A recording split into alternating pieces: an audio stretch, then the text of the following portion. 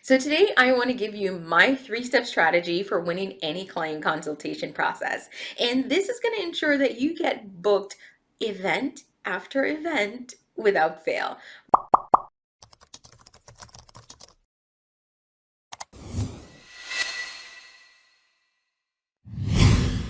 Hi, I'm Jody Enroll, founder of the Event Certificate. And if you're one of my loyal subscribers, thank you. Thank you again for joining me week after week for more tips to grow your event planning business. If you're new around here, welcome. I'm the person that will help you turn clicks into clients. I'm the digital marketer for event and wedding planners. So how do you get your client consultation meetings to go successfully and get booked solid? Well, I like to share my three-step process to getting that done.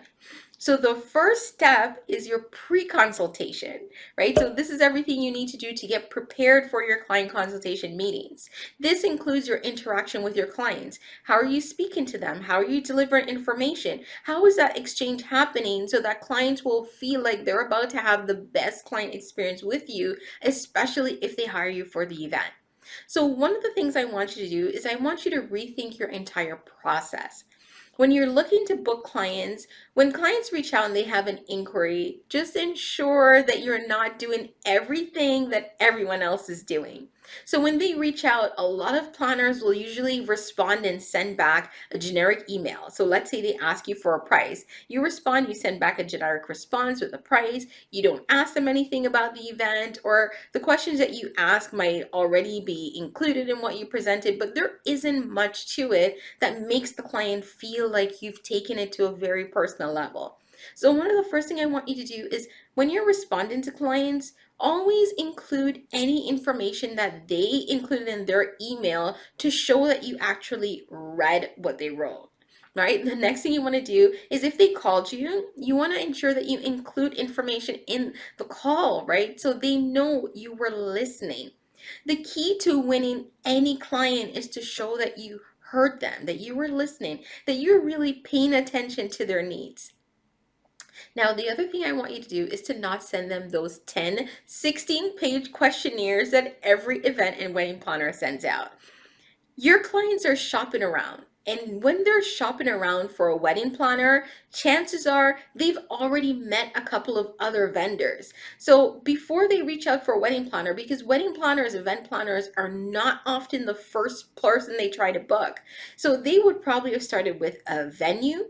They might even have started with a photographer, because if they did their engagement photos, they would have started with a photographer, a venue. So they've already interacted with two known event suppliers before they got to you. And let me tell you, both of these event suppliers will also have some form of questionnaire. So the last thing you want is for your clients to interact with you, and then you're the third, fourth, or fifth questionnaire that they have to complete. Here's what I want you to fix in that situation. I want you to actually speak to your clients. Yes, I know there's some information that you definitely need to have before you even think about if you can work on their events, but that is not 10 and 16 pages of information. Save those questions for when you meet with a client, when you're speaking during the actual consultation. What I want you to do is ask them for the key bits of information that you need. So the event date, time, location, the amount of people in their wedding party, their budget, or their anticipated or estimated budget, right? Try to keep it simple. Now that's the pre-information. Now, once you have all of that, this will help you to be prepared for when you go to the second step, which is actually meeting with the client during the consultation process. Now, based on everything the client has given you, you will probably now be better equipped to come to that meeting knowing exactly what they will need. So they will probably have some idea of what they want. You can prepare some information about your portfolio, look at past events, just ensure that you show up to this meeting ready to get booked. Now, one of the things that I've actually encountered when I'm working with some of my clients, and I'm going to drop it in this video, is sometimes they say, oh, I can't get a client to actually set up a time to meet with me. Guys, here it is. Jump on the phone with them. It's not outdated. If you can get a client on, if a client is not responding by email, then you can say to them, can I just hop on the phone with you to ask you a couple of questions? If they say yes, there it is, over. If they say no, maybe they weren't really that interested in the first place, and that's okay. You can put your effort into the clients who actually are looking to hire somebody. But get on the phone with them, ask them a couple of questions. And this is a time when you can get them to lock down a time and just say to them, hey, Susan, so I'm available on February 14th between 2 and 3. Does any of that time work for you, or is there another time you'd like to propose? Lock them into a time. Now, if you're corresponding with a client by email and you have your processes set up, just send them a link to your calendar where they can schedule it themselves. You should not be spending time, at least not in this day and age, going back and forth over email trying to schedule a time with a client. Now, here's what happens to ensure your success for the date of the meeting. So you're about to meet with your client. You've already gone over some of the things they probably needed. You show up to this meeting. One, show up on time. You cannot be late to your client consultation meeting. Ensure that you arrive early before the client. This way, especially if you're meeting outside of your office, you get there ahead of time. You can choose a good spot, choose a space where you know that you'll be able to speak with them, where it's quiet, or you can explain. You can pull out all your materials and show them what you need to, right? So be on time, actually be earlier than your clients. Then ensure that you show up to the meeting prepared. I cannot tell you how many times I've actually set meetings with other event planners and they show up to the meeting and they're not prepared. And I honestly, without fail, I hope they're not actually doing this in their meetings. Show up to your meetings prepared. You should have a portfolio, and when you bring your portfolio, don't just bring a portfolio that you need to take back with you. Bring something that you can leave with your clients, and also bring your policies. Bring anything that you think would be helpful for them to be able to make a decision when they're comparing you and another planner. Bring all this information to the meeting. Now, one question I often get, and of course I always want to address them, is should you be discussing price in your client consultation meetings? Yes, you have to discuss price in your meetings because your clients or these clients might have a budget that you don't want to work with or you're not able to work with. So you need to ensure that this is on the table, that you've gone over it, and that it's discussed so you're not wasting your time, they're not wasting their time. And when you leave the meeting, at least you will know if they hire you, this is something you can actually execute.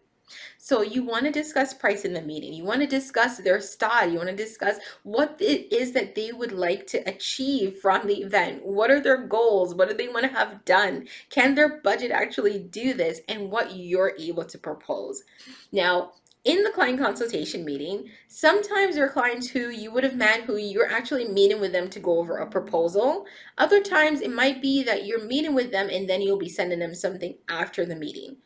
Whatever it is, here's something I want you to do at every point where you connect with your clients.